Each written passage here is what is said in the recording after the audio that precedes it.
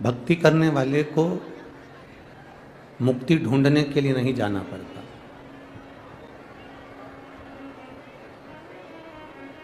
भक्ति करने वाले को कहीं मोक्ष के लिए या मुक्ति के लिए कहीं दूर जाना नहीं पड़ता।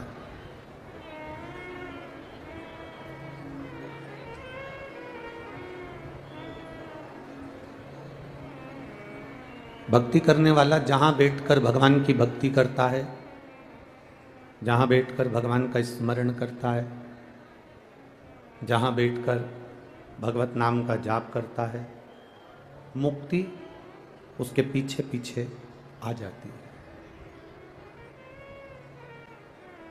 हमने पहले भी कथाओं में कहा कि आपको शिव को ढूंढने नहीं जाना। आप कभी भगवान शंकर को ढूंढने का प्रयास मत करो कि मेरे को शंकर भगवान को ढूंढना है, मुझे शिव को ढूंढना है।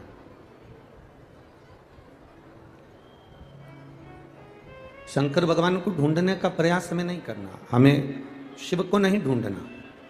हमें तो इतना करना है कि जहां हम रहें, अपने घर में, परिवार में, कुटुंब में, नगर में, गांव में, शहर में, जहां हम रहें, जहां पर हम हैं, वहां शिव की भक्ति करें। जब हम शंकर भगवान की भक्ति करते हैं, भजन करते हैं, कीर्तन करते हैं, शिव स्मरण करते हैं, शंकर भगवान के मंदिर में जाकर एक लोटा जल समर्पित करते हैं, शिव मंदिर में झाड़ू लगा लेते हैं, पोछा लगा देते हैं, सफाई कर देते हैं,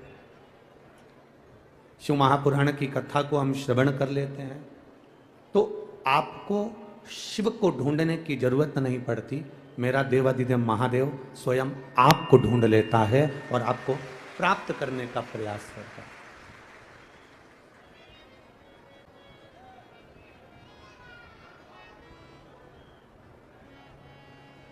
एक व्यक्ति था, बड़ा तार्किक था, बहुत तर्क करता था। उसका काम था हर एक बात में तर्क करना, और खास तौर से सनातन धर्म में तर्क करना।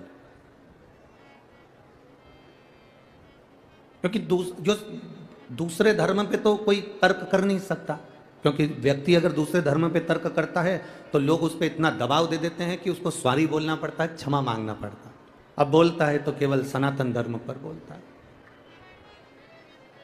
क्योंकि सनातन धर्म एक ऐसा धर्म है जिस धर्म में लोग शिव जैसे भोले हैं, राम जैसे सहज है, कृष्ण जैसे साधारण है, दत्त जैसे भोले हैं, नारायण जैसे, ब्रह्मा जैसे इस सनातन धर्म में लोग हैं। तो एक व्यक्ति तर्क करने वाला, जो बात बात में सनातन धर्म पे तर्क करता था, एक बार एक संत के पास पहुंच गया और एक संत के पास पहुंचा और संत से जाकर कहा, महाराज क्या है ये लोगों को बेवकूफ़ बनाने का काम करते रहते हो? इतने सारे लोगों को बिठा कर रखा है और सबके कह दिया तुमने कि ओम नमः शिवाय बोलो, नमः शिवाय बोलो, राम बोलो, कृष्ण बोलो, शिव बोलो, दत्त बोलो, ओम नमो भगवते वासुदेवाय बोलो, राम का नाम जपा रहे हो, कृष्ण का नाम जपा रहे हो। अरे लोगों से कहो जाओ अपने अपने घर पर, काय को किसी को माला पकड़ा देते हो दिन भर राम राम राम राम जपने के लिए? क्यों किसी को माला पकड़ा देते हो जो तुम जपते रहते हो? इतने में संत तो संत थे, और संत ने तुरंत कहा, अरे ओ गधे, अकल के अंधे, कामचोर, मूर्ख, चल निकल यहां से बाहर जा। अब जो संत ने कहा, इतने में तो ये तार्किक को क्रोध आ गया, और तार्किक को क्रोध आया और तार्किक ने क्रोध में आकर कहा, महाराज तुम्हारे शब्द मेरे दिल को चुभ गए, ये अच्छी बात नहीं है, तुमने जो बोला है ना वो मेरे दिल को लग गए, ये ठीक नहीं है। संत ने कहा, मैंने ना तो तुझे थप्पड़ मारा, ना मैंने तुझे छुआ, केवल कहा और शब्द तेरे दिल को छू गए। उसी तरह पृथ्वी पर रहकर हम जब राम को भजते हैं, शिव को भजते हैं, तो वो शब्द मेरे भोलेनाथ के भी दिल में जाकर लगता है। हमारा सनातन धर्म भगवान की भक्ति का एक तत्व का आनंद देने वाला है। तर्क देने वाले बहुत मिलेंगे तुम्हें, 24 घंटे तर्क देंगे शंकर जी के मंदिर जाने से क्या होता है। ये तर्क कौन देता है? जो कभी मंदिर नहीं जाता।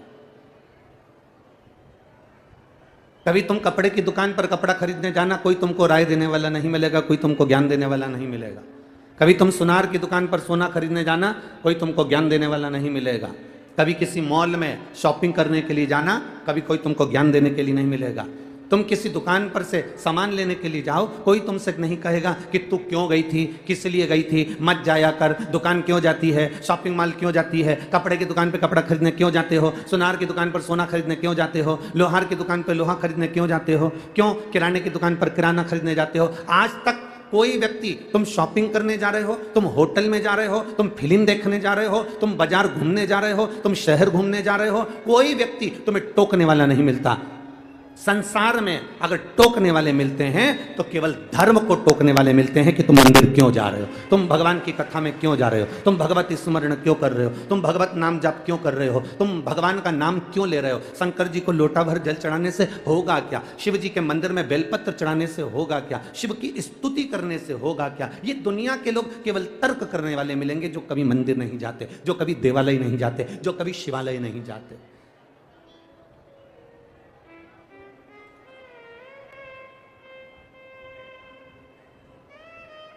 परशु महापुराण की कथा कहती है,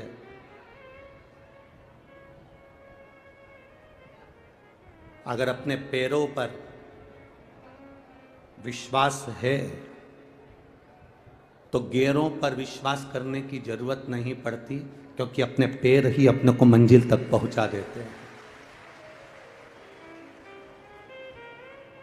अपने पैरों पर, अपने कर्म पर, अपने परमात्मा पर अगर अपने को विश्वास है, मुझे मेरे राम पर विश्वास है, मुझे मेरे कृष्ण पर विश्वास है, मुझे मेरे शिव पर विश्वास है, मुझे अपने भगवान पर भरोसा है, तो दूसरे धर्म में जाने की जरूरत नहीं पड़ती। जब अपने पैरों पर विश्वास होता है तो गैरों के पास जाने की जरूरत नहीं पड़ती। अपना भरोसा दृढ़ करिए, अपना विश्वास पक्का करिए,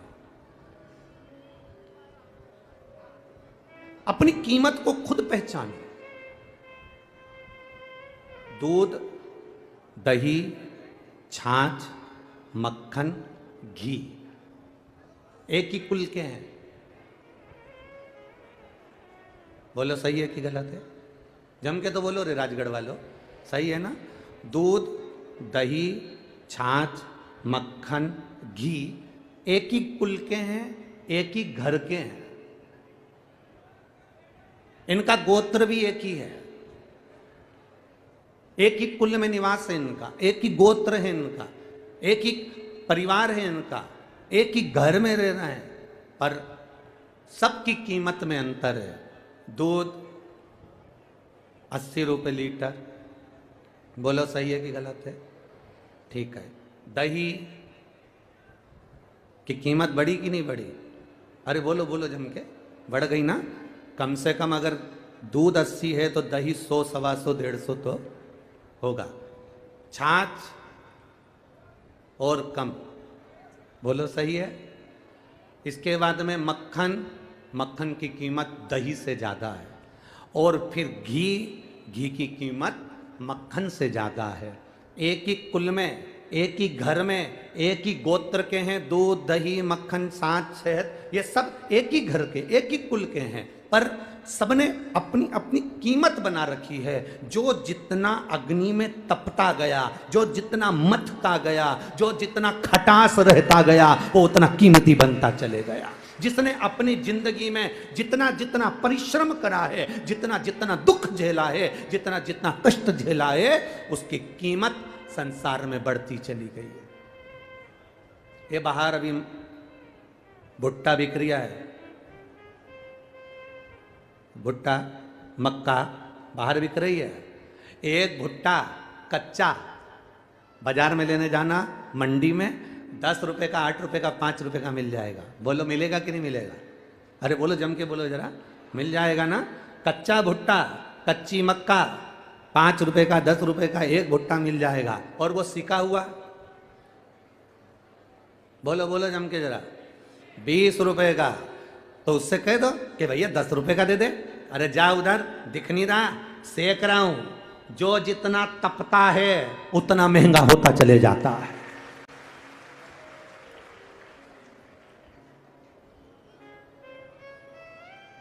कच्चे की कीमत कम है पर पके हुए की कीमत ज्यादा है।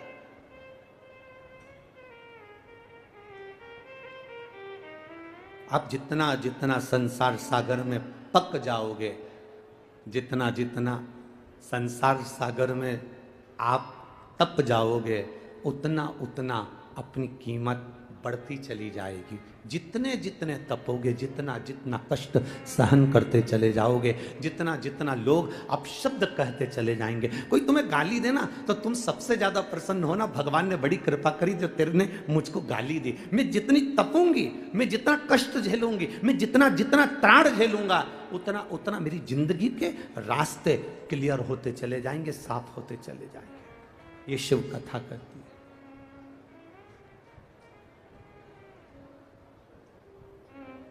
मैंने तेरे ही भरोसे, ओ बाबा तेरे ही भरोसे, हवा बिच उड़ती जावांगी, बाबा डोर हंतो छड़ी नामे घटी जावांगी, भोले मेरे।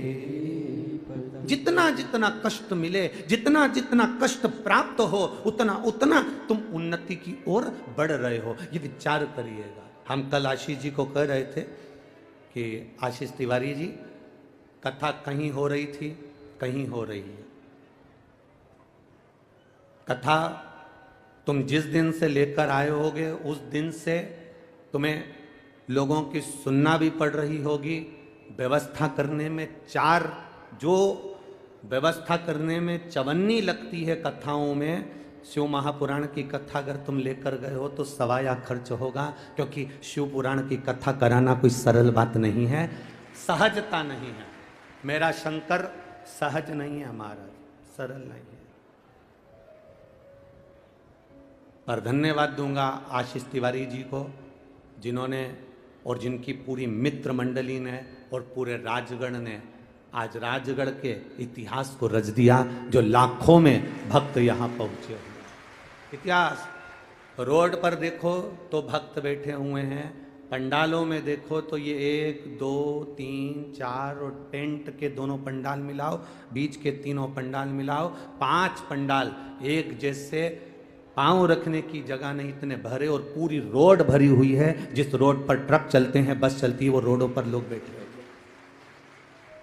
ये तुम्हारा तपना, ये तुम्हारा संघर्ष, हम आशीष तिवारी से यही कहेंगे, ये तुम्हारा तपना और ये तुम्हारा संघर्ष, और तुम्हारे मित्र, तुम्हारे कार्यकर्ता और तुम्हारे जितने जितने इस राजगढ़ का एक एक बेटी, एक एक बेटा, एक एक भाई, एक एक बहन, जिसने सहयोग करा है, ये साधारण कथा नहीं, पूरे राजगढ़ की कथा है। ये राजगढ़ का इतिहास रच गई है कथा।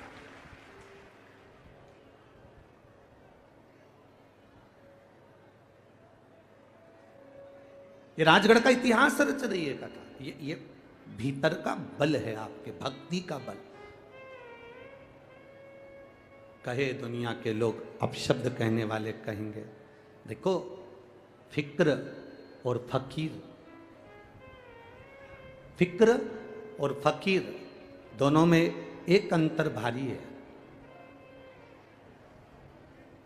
फिक्र और फकीर में एक अंतर भारी है। फिक्र करने वाला कभी जिंदगी में आगे नहीं बढ़ सकता। फिक्र इंसान को खा जाती है। फिक्र और फकीर में अंतर है कि फिक्र कर कर के व्यक्ति चिंता में पड़ कर व्यक्ति बीमार पड़ जाता है, पर उन्नति की ओर बढ़ नहीं पाता। कैसे होगा, क्या होगा, क्या करूं मैं, भगवान जाने कैसे होगा, चिंता करते करते करते करते चित्ता पर लेट जाता है। फिक्र और फकीर दोनों में अंतर है। फिक्र इंसान को खा जाती है और फकीर एक साधारण सा सहज संत साधु सन्यासी तपस्वी साधक उपासक, एक फकीर, एक जो साधारण सा भिक्षा मांगकर अपनी जिंदगी जी रहा है, इसमें और फिक्र में अंतर है। फिक्र इंसान को निगल जाती है और फकीर फिक्र को निगल जाता है, उसको कोई फिक्र नहीं होती। जो मिला पा लिया, जैसा मिला रह लिया, जैसा मिल गया पहन लिया, और भगवान की भक्ति में अपने जीवन को तार रहा है, भगवान की भक्ति में अपनी जिंदगी को निकाल रहा है। ये अपने जीवन का एक आनंद होना चाहिए।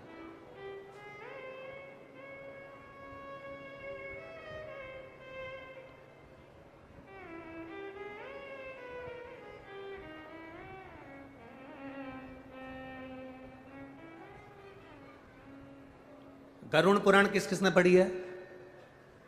जम के जरा हाथ उठाइए जिसने कभी गरुड़ पुराण, जो पंडित जी बाजते हैं छोटी सी गरुड़ पुराण, वो नहीं, किसी के मरने पर बजती है वो नहीं, पूरी गरुड़ पुराण अगर कभी पढ़ी हो तो गरुड़ पुराण के अंतर्गत कभी मौका मिले तो पढ़िएगा, सुनिएगा। वो गरुड़ पुराण नहीं जो पंडित जी छोटी सी बाज देते हैं, किसी के मरने पर 10 दिन में पूरी कर देते हैं, वो गरुड़ पुराण नहीं। गरुड़ पुराण पूरी जिस दिन मौका मिले किसी ब्राह्मण के मुख से सुनना या कभी पढ़ना, उस गरुड़ पुराण में लिखा है, उस गरुड़ पुराण के अंतर्गत वर्णन आता। शंकर के मंदिर के बाहर ओटले पर, शंकर के मंदिर के दरवाजे पर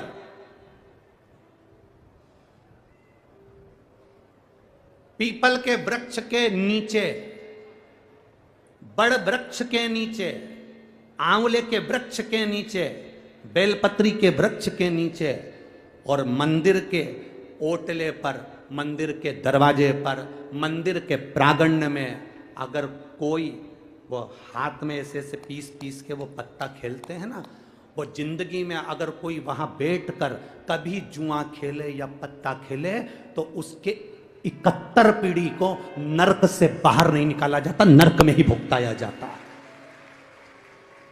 उसकी 71 पीढ़ी नरक के अंदर पड़ी रहती है। वो कभी जिंदगी में चाहे कितना भी ब्राह्मण को भोजन करा ले, चाहे कितना भी वो पिंड दान कर ले, गया जी का दान करिया है, तर्पण करिया है, तिलांजलि दिया है, ब्रह्म कपाली करिया है, चाहे वो कितना भी अंतिम संस्कार कर दे और चाहे 12वां अच्छा करे चाहे 13वां अच्छा करे, कितना भी ब्राह्मण को जिमा ले, तो भी उसकी पीढ़ी तरती नहीं है। जो शंकर के मंदिर में बैठकर जुआ खेले या शंकर के मंदिर में बैठकर पत्ते खेले या पीपल के वृक्ष के नीचे, बड़ के वृक्ष के नीचे, आंवले के वृक्ष के नीचे, बेलपत्री के वृक्ष के नीचे या शंकर के मंदिर के प्रांगण में अगर बैठकर आप जिंदगी में कभी पत्ते खेल रहे हो, जुआ खेल रहे हो, तो उसकी 71 पीढ़ी कभी जिंदगी में नहीं तर सकती, उसके घर का कभी विकास नहीं हो सकता, वो जिंदगी भर पूरी जिंदगी रोते ही निकाल सकता। ये अब आज के जमाने में ग्रामीण क्षेत्र में जाकर अगर आप बोलोगे तो गांव के लोग हंसते हैं। हम निवेदन करना चाहेंगे, जिसका घर मंदिर के पास में होता है, जिसका घर तुम्हें लग रहा है कि तुम्हारे घर के पास में ये पीपल के पेड़ है और पीपल के पेड़ के नीचे लोग पत्ते खेलने बैठते हैं, तो फर्ज तुम्हारा बनता है, तुम पास में रहते हो, जैसे ही तुम्हें मालूम पड़े कि 4 बजे पत्ता खेलने आएंगे तो 3 बजे पूरे फर्श पे पानी ढोल दो, तुम पूरे फर्श पर पानी ढोल दो। एक काम तो तुम भी कर सकते हो ना। अच्छा, तुम्हें लग रहा है कि ये मंदिर के प्रांगण में पत्ते खेलेंगे, जुआ खेलेंगे, बस उसी समय पर तुम मटका भर के हंडा लेके जाओ और देवी जी आए ना जैसे गंगा मैया, ऐसी 2-3 बार उंडेल दो, दूसरी बार कहीं का बैठे का ही नहीं। थोड़ा सा हमें भी उसके परिवार का ध्यान रखना है, कहीं उसके परिवार वाले नरक तो नहीं भोगेंगे, थोड़ा सा पुण्य हमको भी उनको कमा कर देना है। इसलिए कभी जिंदगी में कभी तुम्हारे क्षेत्र में, तुम्हारे ग्रामीण भाव में शंकर के मंदिर पर अगर कोई पत्ता खेले, जुआ खेले, समझ वो 71 पीढ़ी को बर्बाद कर रहा है। 71 पीढ़ी कहां डूबे हम हमारे शास्त्रों को नहीं पढ़ते, हम तो केवल एक व्यक्ति ने करा उसको देखकर दूसरा चालू हो जाता है, दूसरे ने करा तीसरा देखकर चालू हो जाता है। हम अपने कर्म का भोग, ये मानव का शरीर मिला है 83,99,999 योनियां काटने के बाद ये 84 लाख योनि ये मनुष्य की देह में ली है, ये मानव का शरीर मिला है। इस मानव के शरीर को हम पहचाने तो, हमारे वेद और पुराण को हम जाने तो, हमारे शास्त्र को हम पहचाने तो, ना हम हमारे शास्त्र को पहचान रहे हैं, ना हम हमारे वेद को पहचान रहे हैं, ना हम हमारी इस पुराणों को पहचान रहे हैं। हम तो केवल अपनी आनंद की जिंदगी में कि मैं जो कर रहा हूं बहुत अच्छा कर रहा हूं, मेरे बराबर दुनिया में कोई नहीं कर सकता, मैंने जो करा सब अच्छा करा, बाकी के किसी ने भी करा वो बेकार करा। ये हमारे भीतर की एक विचारणीय सोच गलत है। शिव जी के 3 नेत्र हैं। कितने नेत्र हैं शंकर भगवान के? 3। आपके कितने हैं? जम के बोलो जरा, पक्का? अगर शंकर भगवान पृथ्वी पर रहते हैं, मृत्यु लोक के देवता शिव जी हैं, शंकर भगवान के अगर 3 नेत्र हैं तो जितने संसार में पृथ्वी पर मनुष्य रह रहे हैं इनके भी 3 नेत्र हैं। शंकर भगवान के 3 नेत्र में से एक नेत्र जब खुलता है तो कामदेव जलकर भस्म हो जाता है। शंकर का तीसरा नेत्र खुलता है तो दुष्ट जलकर भस्म हो जाते हैं। ये 3 नेत्र अगर शिव जी के हैं तो हमारे भी 3 नेत्र हैं। पहला नेत्र जिससे हम अपनी अच्छाई देखते हैं, मैंने जो करा बहुत अच्छा करा, मेरे बराबर कोई नहीं कर सकता। दूसरा नेत्र जिससे हम अपने घर की अच्छाई देखते हैं, मेरे परिवार ने करा बहुत अच्छा करा, मेरे कुल में करा बहुत अच्छा करा, मेरे पिता ने, मेरे बेटे ने, मेरी बेटी ने, मेरे रिश्तेदार ने करा बहुत अच्छा करा। और तीसरा नेत्र जो शंकर भगवान का मध्य में है, ऐसा तीसरा नेत्र परमात्मा ने सबको दिया है। जब वो तीसरा नेत्र से देखता है तो हमेशा बस एक ही काम करता है, दूसरे की बुराई देखता है, अच्छाई कभी नहीं देख सकता। और जब जब वो किसी की बुराई देखता है तो उसने अपने अच्छे कर्मों को जलाकर भस्म कर लिया। ये तीसरा नेत्र शंकर भगवान ने सबको दिया है, जिससे वो बुराई ढूंढता है। उसने ऐसा कर दिया, उसने वैसा कर दिया, उसने ये कर दिया, उसने वो कर दिया। आपका तीसरा नेत्र, शंकर भगवान अपने तीसरे नेत्र को बंद कर कर रखते हैं, तो आप भी अपना तीसरा नेत्र बंद कर कर रखो। जब यह खुलेगा हमारी अच्छाई को जलाकर भस्म कर देगा, हमारे पुण्य को जलाकर भस्म कर देगा, हमारी श्रेष्ठता को जलाकर भस्म कर देगा।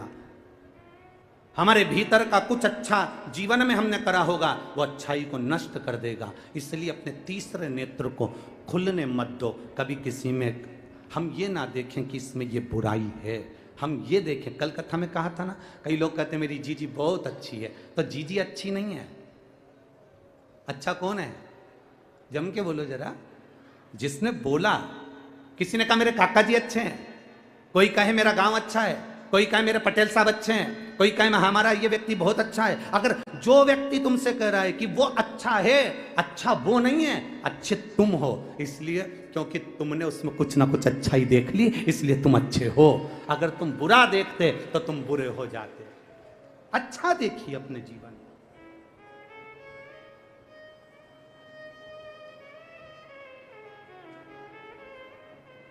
शंभु शरणे पड़े मांगू घड़ी रे घड़ी, दुख का दया करी ने दर्शन। ये हमारे ऊपर है, हम अच्छा देख रहे हैं बुरा देख रहे हैं। ये हमारे ऊपर है, हम कैसा कर्म कर रहे हैं। हमारे ऊपर है, हम क्या ग्रहण कर रहे हैं।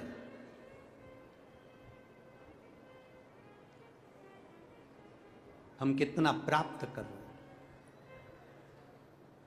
आज एक व्यक्ति ने, कल रात्रि की बात है, कल शाम को जब हम 5 दिन की कथा होती है तो 5 दिन की कथा में 2 दिन हम शुरू के किसी से नहीं मिलते, ये आपको भी मालूम है। 5 दिन की कथा में जो पीछे के 2 दिन रहते हैं बस उसी में हम लोगों से मिलते हैं, बाकी के हम मिलते नहीं। 7 दिन की कथा में जो शुरू के 4 दिन होते हैं हम उसमें किसी से नहीं मिलते, चाहे कोई भी हो, हमारा मिलना नहीं होता। क्योंकि इस शरीर के लिए भी भजन करना जरूरी है। आप भी भजन करो, हमें भी करने दो। आप भी नाम जप करो, हमें भी करने दो। आप भी स्मरण करो, हमें भी करने दो। तो हम नहीं मिलते। कल मिले तो एक चौकड़ी की शर्ट पहना हुआ एक लड़के ने एक प्रश्न किया। हालांकि भीड़ हो रही थी तो सब हटा रहे थे उसको। उसने कहा गुरुजी मुझे आपसे एक प्रश्न करना है। बोलो क्या बात है। अब उसको धक्का भी दे रहे हैं लोग, परंतु वो क्या कहना है। हमारा कहना है इतने सारे लोग कथा सुनने आते हैं,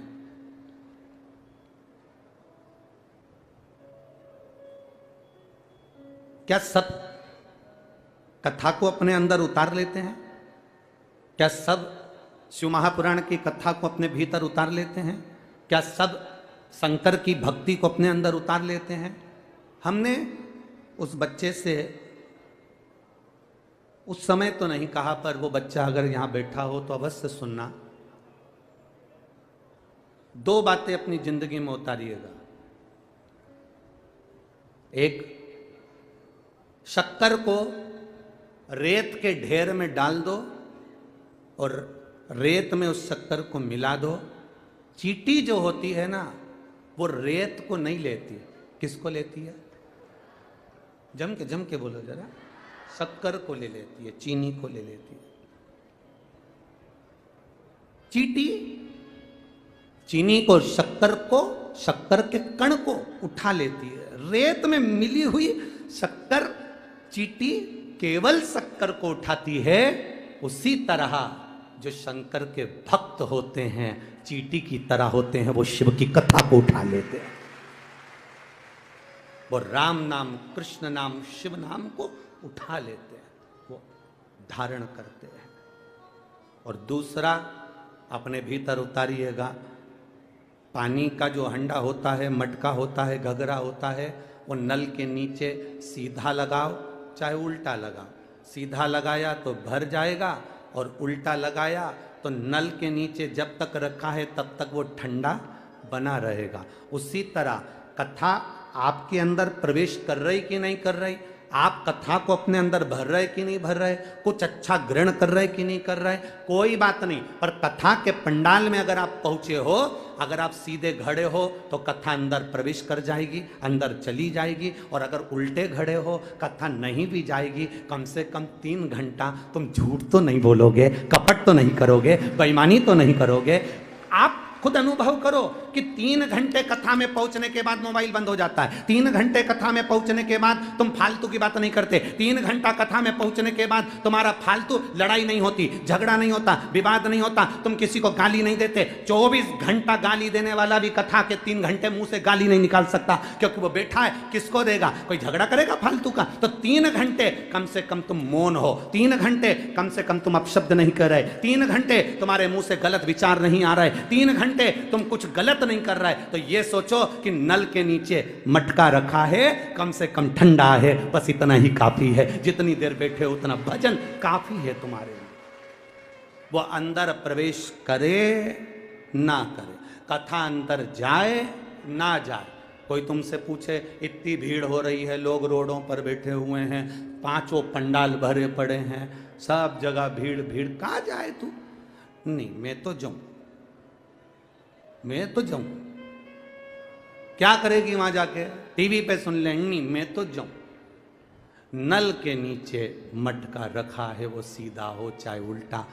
सीधा है तो भरा जाएगा, उल्टा है तो ठंडा रह जाएगा। उतनी देर उसको शीतलता मिलेगी। शीतलता मिली कि मेरे महादेव को मिलने में देरी नहीं लगेगी, वो मिल जाएगा, मेरा शंभू मिल जाएगा।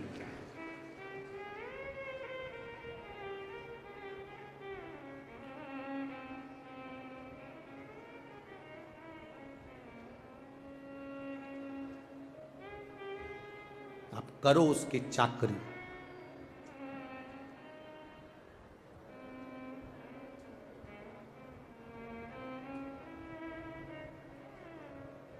आप करो शंकर का गुणगान।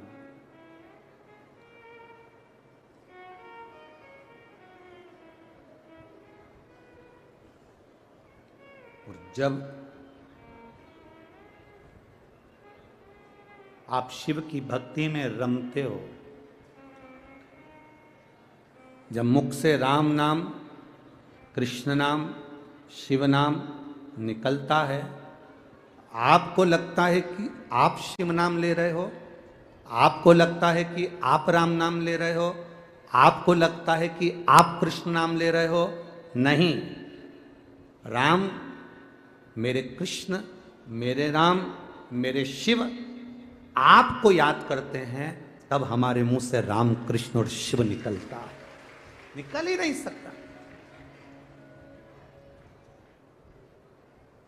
क्या है ये इतना इतना आप लोग बैठकर जपते रहते हो श्री शिवाय।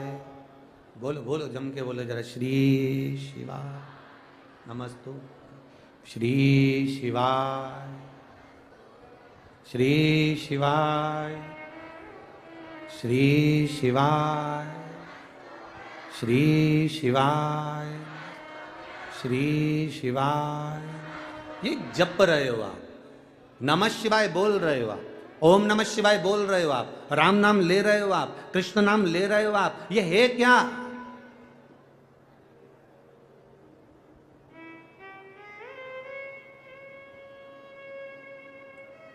क्या है ये? क्यों? विद्धेश्वर संहिता के अंदर, शिव महापुराण की विद्धेश्वर संहिता में श्री शिवाय नमस्तुभ्यम ये लिखा। लोगों ने भले विरोध करा कि ये श्री शिवाय नमस्तुभ्यम ना जाने कहां से मंत्र लिया है। विरोध करने वालों का तो काम है, विरोध करते रहेंगे, 24 घंटा बोलते रहेंगे। हम बोलेंगे कि तुम मंदिर जाओ, विधर्मी बोलेंगे कि मंदिर मत जाओ। हम कहेंगे कि बेलपत्र चढ़ाओ, कई लोग मिलेंगे वो कहेंगे बेलपत्र मत चढ़ाओ। हम कहेंगे कि शिवलिंग का स्पर्श करो, कई विधर्मी मिलेंगे कहेंगे शिवलिंग का स्पर्श मत करो। हम कहें करो, वो कहें ना करो। हम कहें शंकर को जल चढ़ाओ, वो कहेंगे शंकर को जल नहीं चढ़ाना। जो भगवान का भजन करने वाला होगा, सत्य विचार को जानने वाला होगा, वो जान जाए।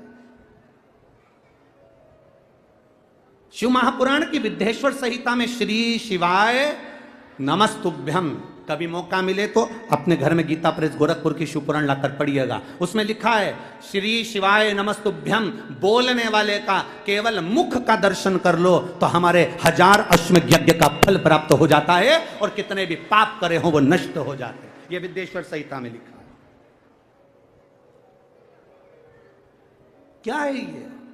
तो कहा श्री शिवाय नमस्तुभ्यम, ओम नमः शिवाय, नमः शिवाय, राम नाम, कृष्ण नाम, ये सब हमारे जो गुरुओं ने हमको दिए हैं। वेद व्यास जी ने, तुलसीदास जी ने, वाल्मीकि बाबा ने जो हमको दिए हैं, ये मंत्र साधारण नहीं है। ये हमारे को भगवान का मोबाइल नंबर दे दिया है कि बस इस नंबर को दबाना, भगवान से बात हो जाएगी। इसको पढ़ लो, इसका स्मरण कर लो। जब जब हम मुख से नमः शिवाय कहते हैं, जब जब हम मुख से श्री शिवाय नमस्तुभ्यम कहते हैं, जब जब हम मुख से ओम नमः शिवाय कहते हैं, जब जब हम मुख से राम नाम कहते हैं, जब हम मुख से भगवान कृष्ण का नाम लेते हैं, तब यह अंदाजा लगाना कि आप भगवान को मोबाइल डायल कर रहे हो, उसका नंबर लगा रहे हो और तुम जपते जाओ, जपते जाओ, जपते जाओ। जब तुम्हारा फोन कोई नहीं उठाता तो तुम लगाते जाओ, लगाते जाओ, लगाते जाओ। वो उठाएगा, जरूर जरूर उठाएगा। लगाए जाओ, उठाएगा वो। मैसेज करे जाओ, जवाब देगा वो। उठा, लगाओ। हम भी बस यही कर रहे हैं, लगाए जाओ। श्री शिवाय नमस्तु, राम नाम, कृष्ण नाम, शिव नाम जप रहे हैं, जपते जाओ, जपते जाओ, जपते जाओ, जपते जाओ। कभी तो डायल होगा और एक बार अगर उसने उठा लिया तो हमारा कल्याण निश्चित तो होगा। ये निश्चितता है, ये निश्चित है।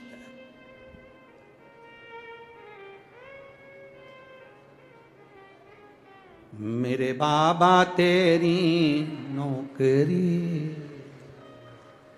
सबसे बढ़िया है, सबसे बढ़िया। तेरे दरवाजे की चाकरी सबसे बढ़िया है। ये अपने ऊपर। जब से तेरा गुलाम हो गया, तब से मेरा भी नाम हो गया। जब से तेरा गुलाम हो गया, तब से मेरा भी हो गया। वरना वो कात क्या थी मेरी, सबसे बढ़िया है, सबसे करीब।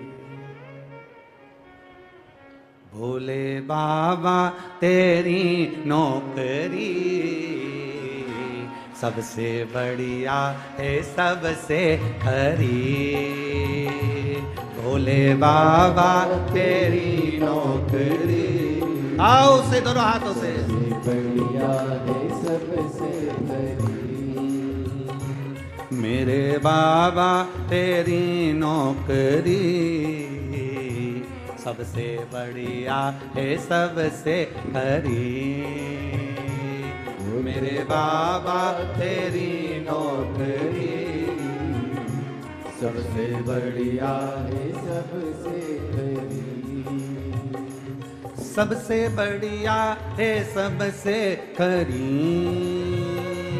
मेरे भोले तेरी नौकरी सबसे बढ़िया है सबसे खरी।